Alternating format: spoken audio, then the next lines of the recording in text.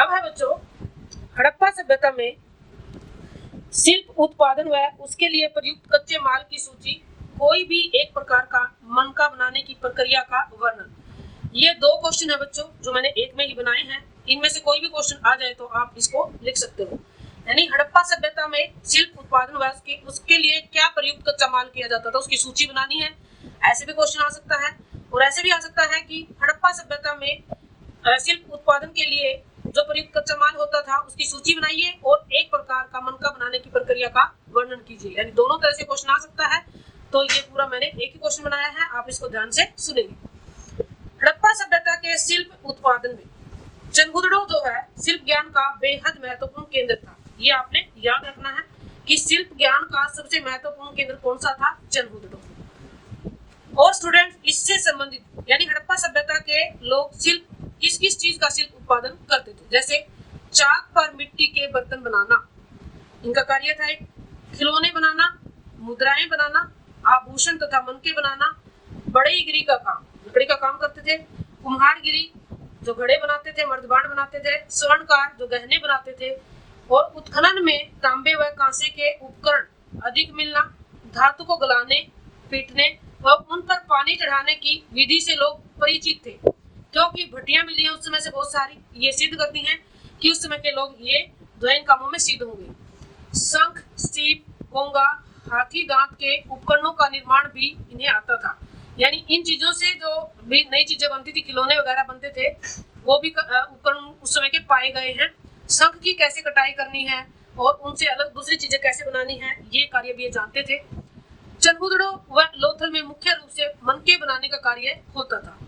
चनहुदड़ो में सेल खड़ी की मोहरे तथा चर्ट नामक पत्थर के बाट तैयार किए जाते थे। सेल खड़ी एक बहुत ही मुलायम जो है, बहुत ही मुलायम पदार्थ होता है और चर्ट एक जो है पत्थर होता है जिससे बाट बनाने का काम होता था।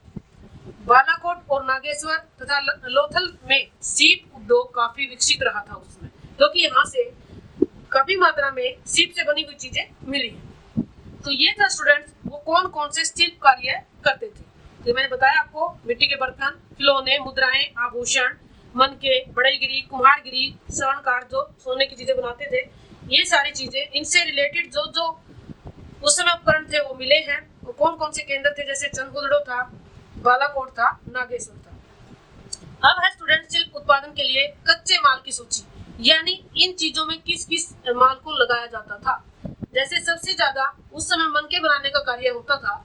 मनकों के निर्माण में प्रयुक्त पत्थर कार्नेलियन नाम का एक पत्थर था, उस समय उपधातु थी, ये बहुत ही सुंदर लाल रंग का ये कार्नेलियन जो प्राप्त किया जाता था। इसकी एक प्रक्रिया होती थी। जैस्पर ये भी एक उपरतन होता था। स्फटिक, क्वार्ट्ज, सेल खड़ी, इन चीजों से मनके बनाए जाते थे। धातुओं से बनाए जाते जैसे तांबा, कांसा, सोना, इनसे भी बनाए जाते थे। इसके अलावा अन्य चीजों से जैसे शंख, फयांस से एक जैसे घिसी हुई रेत होती थी और उसमें चिपचिपा पदार्थ मिलाकर फयांस तैयार किया जाता था। इससे जो महंगी वस्तुएं होती थी उनको तैयार किया जाता था। पक्की मिट्टी यानी मिट्टी से कोई भी चीज बनाकर उसको पकाया जाता था। कीमती लकड़ी, उससे भी चीजें बनाई जाती थी। अकीक, लाजवर्द मणि जो नीलम होती है धातु, सुलेमानी पत्थर एक तरह का पत्थर होता है, कपास, सूत तथा पालिश, छेद करने वाले उपकरण, ये सारी चीजें उस समय के मनकों के कार्यों में प्रयोग होती थी। जो चीजें मैंने तुम्हें बताई हैं वो सारी चीजें। और जो मनकों के आकार होते थे वो उस समय किस तरह के होते थे? चक्राकार यानी चक्कर के तरह आकार होता था। बेलनाकार जैसे बेलन होता है इस तरह से। गोलाकार गोल मिले हैं। ढोलाकार ढोल की तरह जिनका आकार होता था। खंडित यानी कई तरह से ऐसे कुछ भी आकार उनको दे दिया जाता था। यानी जो मनके मिले हैं वो चक्राकार के मिले हैं, बेलन के आकार के, गोल मिले हैं, ढोल के आकार के और खंडित यानी किसी भी आकार में उनको ढाला जा सकता था। तो ये था किस तरह से जो है शिल्प उत्पादन के लिए कच्चा माल लिया जाता था।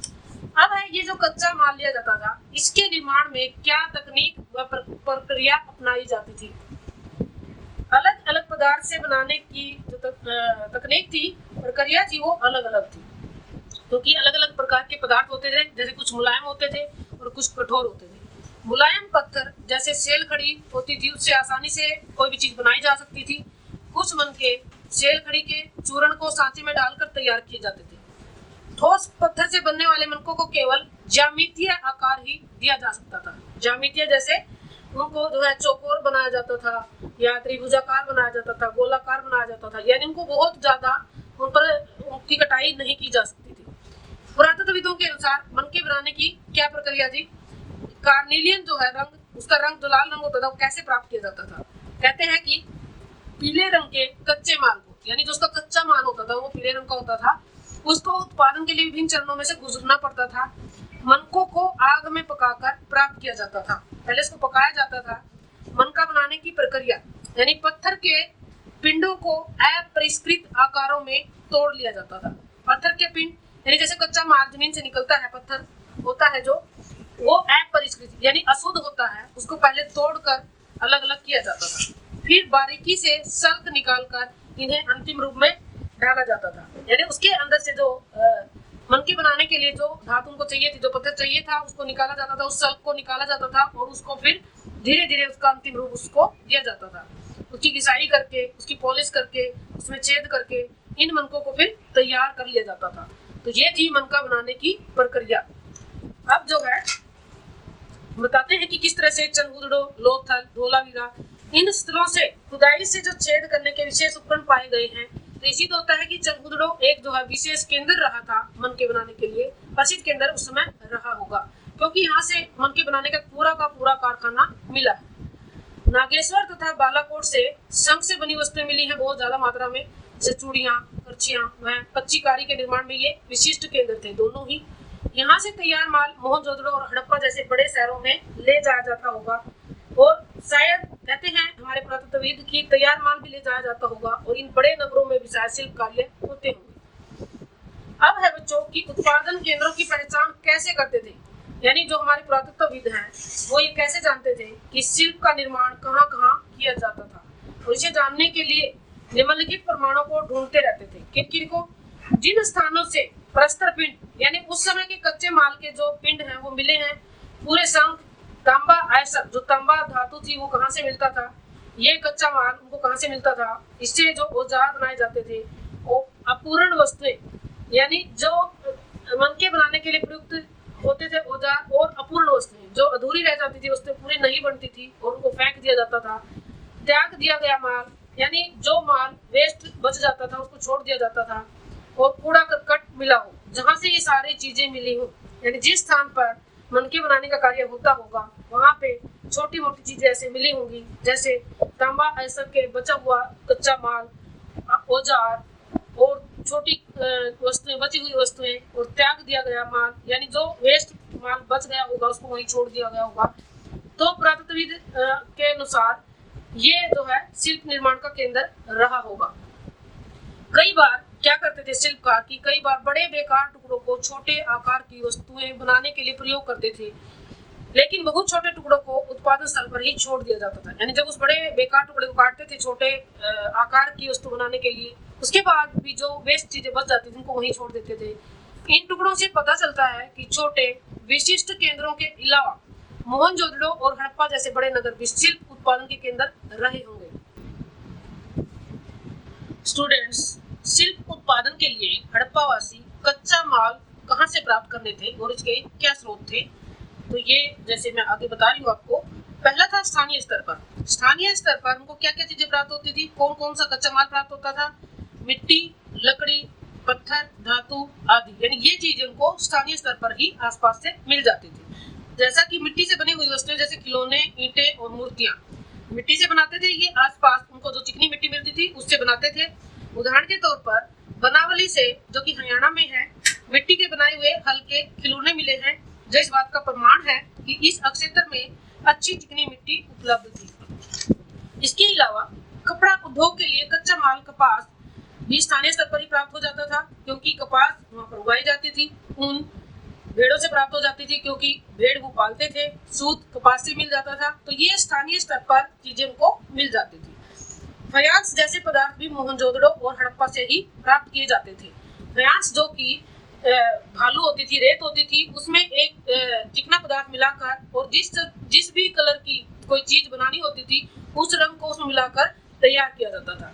इससे बहुत ही कीमती वस्तु, कोई भी कीमती वस्तु बनाई जाती थी और ये सिर्फ उत्पादन में इसका प्रयोग किया जाता था। अब है नागेश्वर और बालाकोट, जो कि समुद्र के किनारे थे, वहां से शंख तथा सीप प्राप्त हो जाते थे। सेलखड़ी तथा धातु दक्षिणी राजस्थान से प्राप्त हो जाते थे। तांबा खेतड़ी से प्राप्त होता था, जो कि राजस्थान में है। गुजरात से मनके प्राप्त होते थे और दक्षिणी भारत से सोना प्राप्त हो जाता था, जो कि कर्नाटक में पड़ता है, वहां से सोना मंगाया जाता था। कश्मीर व अफगानिस्तान से मणियां मंगवाई जाती थी। हड्डियां शिकारियों के माध्यम से प्राप्त हो जाती थी। जंगली पशुओं की हड्डियां, मछली की हड्डियां, पक्षियों की हड्डियां इसमें शामिल होती थी। लोथल से कार्निलियन नामक पदार्थ उनको प्राप्त हो जाता था, जो कि गुजरात में बड़ौत नामक स्थान पर पड़ता है। अच्छी किस्म की लकड़ी का आयात मेसोपोटामिया से किया जाता था और सामान्य लकड़ी स्थानीय स्तर पर ही उपलब्ध हो जाती थी।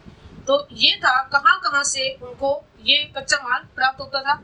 अब कच्चा माल प्राप्त करने की नीति क्या थी, यानी हड़प्पा वासी कच्चा माल प्राप्त करने के लिए क्या तरीके अपनाते थे। कच्चा माल प्राप्त करने के लिए हड़प्पा के लोग कारवां यानी अभियान के रूप में यात्राएं करते थे। कारवां होता है जब बहुत सारे व्यापारी इकट्ठे होकर व्यापार के लिए चलते हैं, उसको कारवां बोला जाता था। इन लोगों को कमीशन दिया जाता था, यानी जो कारवां में चलते थे, जो समूह बनाकर व्यापार के लिए चलते थे, ये स्थानीय लोग होते थे और इनको कमीशन मिलता था इस व्यापार के लिए। वस्तु विनिमय प्रणाली इस व्यापार का मुख्य आधार थी, यानी उस समय मुद्रा विनिमय नहीं था, वस्तु के बदले वस्तु ली जाती थी और दी जाती थी। इस तरह के कारवां राजस्थान में खेतड़ी के आसपास से दक्षिण भारत में कर्नाटक से संबंधित थे, यानी जब राजस्थान से तांबा मंगवाया जाता था तो वहां पे, और कर्नाटक से जो सोना मंगवाया जाता था वहां से इनका संबंध होता था। व्यापार बैलगाड़ियों के द्वारा होता था, क्योंकि बैलगाड़ियों के खिलौने मिट्टी के बने हुए मिले हैं। वस्तु विनिमय के प्रमाण हड़प्पा के शिल्प उत्पादन से संबंधित मेसोपोटामिया में तथा मेसोपोटामिया के शिल्प हड़प्पा में मिलना इस बात का प्रमाण है, यानी वस्तुओं का जो लेन देन होता था, मेसोपोटामिया में हड़प्पा की वस्तुएं मिली हैं और हड़प्पा में मेसोपोटामिया की वस्तुएं मिलना वस्तु विनिमय का प्रमाण है। खेतड़ी राजस्थान में जो क्षेत्र पड़ता है, उससे प्रमाण मिला है कि पुरातत्वविदों ने वहां जो गणेश्वर जोधपुरा संस्कृति है उसको इसका नाम दिया है। इस संस्कृति की अपनी एक विशिष्ट मृदबांड होती थी, जिस पर एक विशेष प्रकार की चित्रकारी की होती थी, जो हड़प्पाई मृदबांडों से अलग होती थी, भिन्न होती थी। यहाँ तांबे की बनी हुई वस्तुओं की असाधारण संपदा भी पाई गई है, यानी तांबे से बहुत सारी चीजें बनाई जाती थी और वो चीजें भी यहाँ से मिली है। तांबे का आयात अरब प्रायद्वीप के दक्षिण पश्चिमी छोर पर स्थित ओमान से किया जाता था। ओमान से मिला हड़प्पाई मर्तबान, जिस पर काली मिट्टी की मोटी परत चढ़ी है, इस बात का प्रमाण है कि तांबे के बदले हड़प्पाई लोग ओमान के व्यापारियों को मर्तबान दिया करते थे, यानी मर्तबान का ओमान में मिलना इस बात को साबित करता है।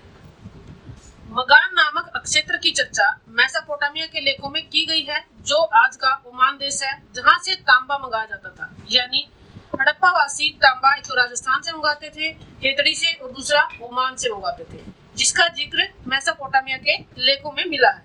मेसोपोटामिया के लेखों से दिलमुन, जो आज का बहरीन द्वीप है, के लिए प्रयुक्त किया जाता था। यानी जो दिलमुन शब्द है मेसोपोटामिया के लेखों में मिलता है, वो बहरीन द्वीप के लिए किया जाता था, यानी बहरीन द्वीप से भी हड़प्पा सभ्यता का व्यापार होता था। मेलवा शब्द जो सिंध के लिए प्रयुक्त होता था, यानी मेलवा जो शब्द है वो जो सिंधु घाटी की सभ्यता है हमारी, उसके सिंध नामक शब्द से के लिए प्रयुक्त किया जाता था। इसका वर्णन भी मेसोपोटामिया के अभिलेख में मिलता है। और यहाँ से कार्नेलियन, लाजवर्द मणि, तांबा, सोना और विविध प्रकार की लकड़ियां प्राप्त होती थी, यानी यहाँ से वो उनके साथ व्यापार होता था, उनका तांबे का, सोने का, लाजवर्द मणि का। मेसोपोटामिया, ओमान तथा बहरीन के साथ व्यापार समुद्री मार्ग से होता था, क्योंकि यहाँ से प्राप्त हड़प्पा की मोहरों पर जहाजों तथा नाव के चित्र मिले हैं और इस बात का प्रमाण है कि यहाँ ये जो व्यापार होता था ये समुद्री रास्तों से होता था। तो स्टूडेंट्स, आप बाद में निष्कर्ष में ये सारी चीजों का एक सार लिख सकते हैं कि उपरोक्त अध्ययन के आधार पर कहा जा सकता है हड़प्पाई लोगों में कच्चा माल प्राप्त करने के लिए व्यापारिक श्रृंखला प्राप्त कर ली थी।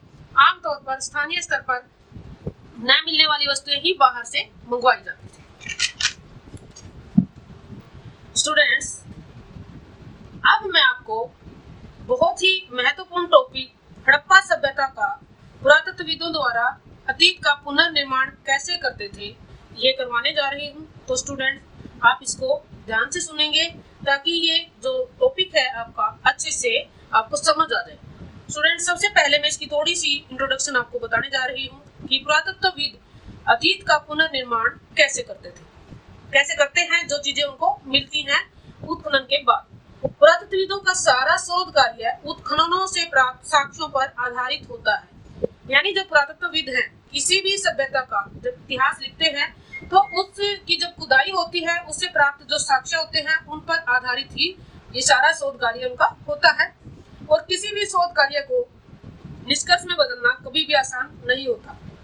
यानी जो उनका कार्य होता है वो इतना आसान नहीं होता। किसी भी विषय के लिए कोई भी निष्कर्ष निकालना, इसलिए उनके लिए अतीत का पुनर्निर्माण करना किसी चुनौती से कम नहीं होता। और पुरातत्वविद जिन तथ्यों व साक्ष्यों की सहायता से अतीत का पुनर्निर्माण करने का प्रयास करते हैं उनका विवरण निम्न प्रकार से है। यानी कैसे कैसे पुरातत्वविद अतीत को दोबारा से पुनर्निर्मित करते हैं, उसका पुनर्निर्मित करने का प्रयास करते हैं, वो किस किस आधार पर करते हैं। तो स्टूडेंट्स, जैसा कि मैंने तुम्हें बताया कि पुरातत्वविद उत्खनन के आधार पर जो साक्ष्य मिलते हैं उनसे ही अतीत का पुनर्निर्माण करते हैं। तो हड़प्पा सभ्यता से बहुत सारे भवन, खिलौने, आभूषण और उस समय के लेख भी मिले हैं। लेकिन बच्चों, क्योंकि हड़प्पा सभ्यता की जो लिपि है वो आज तक पढ़ी नहीं गई, जिसकी वजह से हमारे पुरातत्वविद जो हैं उनको जो भी साक्ष्य वहां से मिले हैं उन के लिपि न पढ़े जाने की वजह से कुछ अन्य रास्ते उनको ढूंढने पड़ते हैं अतीत का पुनर्निर्माण करने के लिए। जैसे जो भवन मिले हैं, जो नगार मिले हैं, जो वहाँ की ईंटें मिली हैं और भी जो वस्तुएं मिली हैं, उन्हीं के आधार पर उन्हीं का वर्गीकरण करके आज से लेट करके यानी वर्तमान से रिलेट करके उसकी समानता करके उनकी उपयोगिता को देखते हुए, उनकी अक्षेत्रीय असमानता को देखते हुए उन्हीं साक्ष्यों पर वो आधारित होते हैं, उत्खनन से जो उनको प्राप्त होते हैं, और फिर वो अतीत का पुनर्निर्माण करते हैं। तो सबसे पहले है खोजों का वर्गीकरण। यानी वर्गीकरण के दो सिद्धांत वो बनाते हैं। सबसे पहले है उपयोगिता के आधार पर, दूसरा है अक्षेत्रीय असमानता। उपयोगिता के आधार पर क्या होता है स्टूडेंट्स, जो भी वस्तुएं पुरातत्वविदों को मिलती हैं, जो पदार्थ मिलते हैं जैसे पत्थर, मिट्टी, धातु, अस्थि, हाथी दांत आदि, ये सब पूरा वस्तु क्या एक औजार है, यानी इससे बनी हुई जो वस्तुएं होती हैं, पुरानी वस्तुएं, क्या वो एक औजार थी, क्या ये आभूषण थे, या फिर दोनों में ही प्रयोग होते थे। तो उनकी उपयोगिता को देखकर ही किसी निष्कर्ष पर वो पहुंचते हैं। और इन साक्ष्यों का वर्गीकरण करते समय आधुनिक वस्तुओं की उपयोगिता का ध्यान रखा जाता है। जैसे हड़प्पा सभ्यता से जो चीजें मिली हैं, जैसे मनकों का मिलना, इससे अनुमान लगाया जाता है कि उनका इस्तेमाल आभूषणों के तौर पर किया जाता होगा। चक्कियां मिली है, पत्थर के फलक जो सिलबट्टे होते हैं वो मिले हैं, इस बात का प्रमाण है कि वे चक्कियों से अनाज पीसते होंगे व सिलबट्टों से विभिन्न प्रकार के मसाले पीसकर भोजन को स्वादिष्ट बनाते होंगे। यानी अलग अलग प्रकार के मसाले प्रयोग में लाते होंगे। यानी इन चीजों को आज से उनकी जो उपयोगिता है, आज उन चीजों को हम किस प्रकार प्रयोग में ला रहे हैं, उनकी उपयोगिता को देखते हुए उनको उससे जो है उसके समान माना जाता है कि वो भी ऐसे ही इनसे कार्य करते होंगे। जैसे चक्की से वो आटा पीसते होंगे, सिलबट्टे से वो मसाले पीसते होंगे। तीसरा इसका पॉइंट है स्टूडेंट्स, अप्रत्यक्ष साक्ष्यों का सहारा लेकर भी पुरातत्वविद इन विषयों को जानने का प्रयास करते हैं। जैसे कपास के टुकड़े मिलना, यानी कपास का वैसे कोई प्रमाण नहीं मिला है, लेकिन इससे रिलेटेड कुछ चीजें मिली हैं, जैसे उसके टुकड़े मिलना, चरखे की तकलियां मिलना, मूर्तियों का मिलना, उनके ऊपर चित्रण होना, अलग अलग प्रकार के जो कपड़े उनको पहनाए गए हैं उन पर कढ़ाई करना। तो ये सारी चीजों से ही अनुमान लगाया जाता है कि वे लोग अवश्य ही सूती, ऊनी, रेशमी कपड़े के बारे में जानते होंगे, इन्हें पहनते होंगे और कपास का उत्पादन अवश्य ही करते होंगे, तभी वो कपड़े बनाते होंगे। इसके बाद है स्टूडेंट अक्षेत्रीय असमानता। ये सारे पॉइंट्स हमने किए कि उपयोगिता के आधार पर वस्तुओं का किस तरह से हमारे पुरातत्वविद सहारा लेकर जो है अतीत का पुनर्निर्माण करते हैं। तो अक्षेत्रीय असमानता के आधार पर कैसे पुनर्निर्माण करते हैं। पुरातत्वविदों को वस्तुएं कहाँ से मिली हैं, जैसे क्या वे नाले से प्राप्त हुई हैं, या कब्र से प्राप्त हुई हैं, भट्टी से मिली हैं, या किसी महल से मिली हैं। इन सब के आधार पर उसकी अक्षेत्रीय असमानता को दर्शाती है कि कौन लोग उनका उपयोग करते होंगे, उस समय कौन लोग उनको प्रयोग में लाते होंगे। इस तरह पुरातत्वविदों को अतीत का पुनर्निर्माण करने में इसकी सहायता मिलती है कि उन खोजों का वर्गीकरण करके वो कैसे इन चीजों की क्षेत्रीय असमानता को देखते होंगे। यानी जो महलों से उनको वस्तुएं मिली हैं तो वो अमीर लोग उनका प्रयोग करते होंगे, जो निचले शहर से मिली हैं या अन्य स्थानों से मिली हैं, बस्ती के आसपास से मिली हैं, तो शायद आम जनता उसका प्रयोग करती होगी। और वो चीज कैसी है, जैसे कोई बहुमूल्य वस्तु है तो उसका प्रयोग अमीर लोग करते होंगे। तो इन सब आधार को मानकर पुरातत्वविद अतीत का पुनर्निर्माण करते हैं और खोजों का वर्गीकरण करने में जो सहायता करता है। इसके बाद है बच्चों आजीविका को आधार बनाकर, यानी आजीविका को आधार बनाकर कैसे पुरातत्वविद जो है अतीत का पुनर्निर्माण करते हैं। यानी लोगों की आजीविका क्या क्या थी, जैसे अन्नागारों का मिलना। इस सभ्यता के लोगों की आजीविका कृषि पर आधारित थी। यानी अन्नागार तभी बनाए गए होंगे जब जो है अच्छी फसलें होती होंगी और लोगों की जरूरत के बाद भी अतिरिक्त जो अनाज है वो बच जाता होगा, जिसको अन्नागारों में रखा जाता होगा। फसलों का मिलना, फसलों के कुछ अवशेष जैसे गेहूं, जौ, कपास, तिल, राई, मटर, बाजरा के अवशेष मिलना इस बात का प्रमाण है कि हड़प्पा सभ्यता के लोग कौन सी फसलें उगाते थे। मेहरगढ़ व मोहनजोदड़ो से कपास के साक्ष्य मिलना इस बात को प्रमाणित करते हैं कि हड़प्पा सभ्यता के लोगों ने सबसे पहले कपास की शुरुआत की थी। लोथल से चावल के साक्ष्य मिलना यह दर्शाता है कि 1800 ईस्वी पूर्व से यह फसल भारत में होती थी।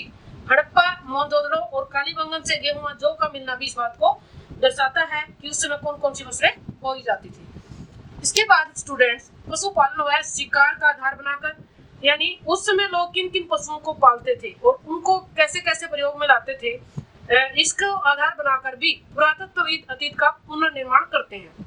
हड़प्पा के पुरास्थलों से प्राप्त साक्ष्यों के आधार पर पुरातत्वविद इस निष्कर्ष पर पहुंचे कि यहाँ के लोग भेड़, बकरी, बैल, गाय, हिरण, मुर्गा आदि और भी पशु पालते थे।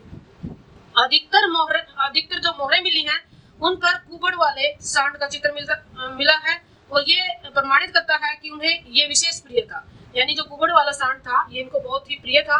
गधे व ऊंट को वे बोझा ढोने के लिए प्रयोग करते होंगे। भालू, हिरण, घड़ियाल व मछली की हड्डियां मिलना इस बात का प्रमाण है कि वे शिकार भी करते होंगे और मांस का सेवन भी करते होंगे। इन सब बातों के आधार पर पुरातत्वविदों ने निष्कर्ष निकाला है कि हड़प्पा के लोगों का दूसरा मुख्य व्यवसाय पशुपालन था और ये लोग शाकाहारी भी थे और मांसाहारी भी थे, यानी दोनों प्रकार के इनके भोजन होते थे। चौथा इसका पॉइंट स्टूडेंट सामाजिक आर्थिक भिन्नताओं के आधार पर, यानी समाज में जो भी भिन्नताएं होती थी उनके आधार पर पुरातत्वविद अतीत का पुनर्निर्माण करते हैं। वो किस तरह से, जो समाधान मिले हैं, जो शव मिले हैं कब्रों में, उनकी विधि क्या रही थी, इसके आधार पर कैसे उनको पता चलता है। जैसे कि कोई अमीर व्यक्ति होता है तो उसके शव के साथ मूल्यवान धातु रखी गई होती थी और साधारण व्यक्ति के पास मिट्टी की वस्तुएं रखी गई थी। यानी इससे पता लगाते हैं कि समाज में दो वर्ग तो अवश्य ही रहे होंगे, एक संपन्न वर्ग जो अमीर होता था और एक साधारण वर्ग जो गरीब लोग होते थे। विलासिता के साधनों के आधार पर, यानी जो कि भोग विलास की चीजें होती हैं, बहुमूल्य चीजें होती हैं, वो जो है अमीर लोगों के पास ही पाई जाती होंगी। संपन्न लोग दुर्ग क्षेत्र में रहते होंगे व उन्हें सभी सुविधाएं प्राप्त होती होंगी, जबकि साधारण लोगों के जो निवास थे वो निचले शहर में होंगे। यानी इन सब चीजों से अंदाजा लगाते हैं कि अमीर और गरीब दो वर्ग उस समय अवश्य ही रहे थे और समाज में ये भिन्नता रही होगी।